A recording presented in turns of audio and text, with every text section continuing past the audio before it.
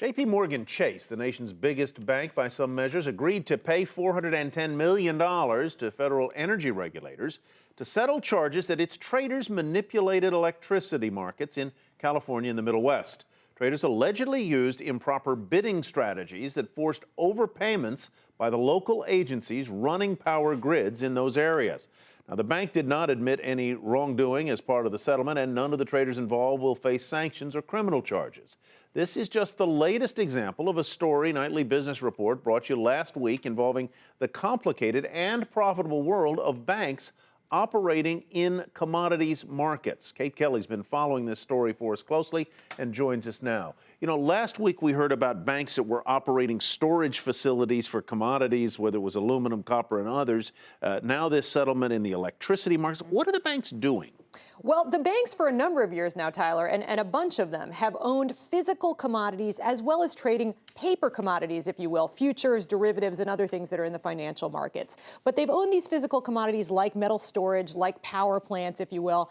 And the point of it has been ostensibly to complement the businesses that they already have, to perhaps give them some added knowledge, maybe even a trading edge in some cases, or just purely as a good investment that's going to make returns. Now, though, some of that is coming under question. For one thing, there's a deadline in September at which Goldman Sachs and Morgan Stanley hit sort of a 5-year anniversary of becoming bank holding companies, which subjects them to a different raft of regulations when it comes to commodities holdings and could potentially force them to sell them off.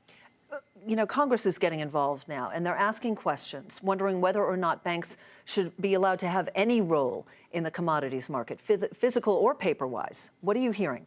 Well, I'm hearing a number of things. It depends on which bank and which holdings, of course. Right. There are concerns that some of these business activities pass on higher cost to customers. For example, with the aluminum Goldman situation, is the metal storage business, which is known for stockpiling metals and keeping them in storage longer than perhaps it needs to, jacking up prices on consumers. So that's created some questions. At the same time, you know, if the banks get rid of their commodities holdings, they're going to go somewhere. And in many cases, they may go to Europe and be handled by companies that are beyond the reach of U.S. regulators and perhaps will have even less transparency. So there are issues on both sides with either letting the banks keep these businesses or allowing other competitors to come in and possibly take them offshore. When we first told this story last week, it was one of those who knew banks were doing this kind of stories. Kate Kelly, thank you.